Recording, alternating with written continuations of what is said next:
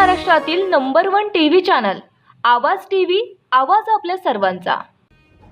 विजेच्या धक्क्याने मोहाडी परिसरात रेड्यांचा मृत्यू, नुकसान भरपाईची मागणी।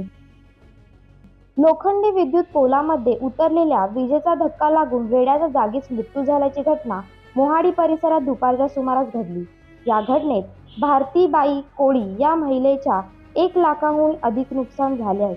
महावितरण कंपनी हलगर्जीपणाचा भारतीबाई कोळी या महिलेला फटका बसला आहे।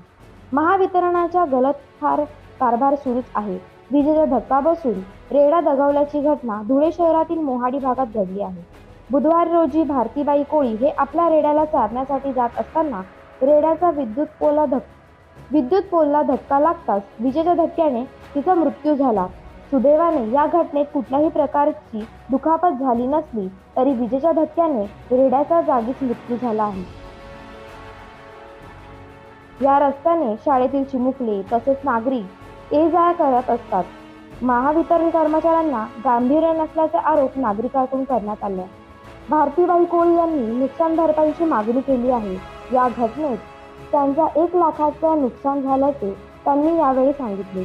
यावेळी परिसरातील सर्व विद्युत पोल आणि तारांची दुरुस्ती करण्यात यावी अशी मागणी देखील यावेळी परिसरातील नागरिकांनी केली आहे।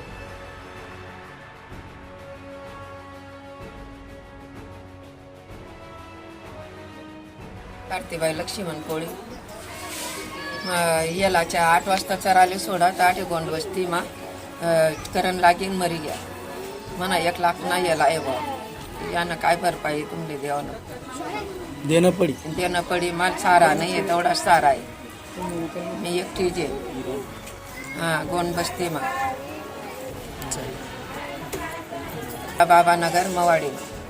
रोजच्या ताज्या घडामोडींसाठी आवाज टीव्हीला सबस्क्राईब करा आणि बेल आयकॉन प्रेस करा।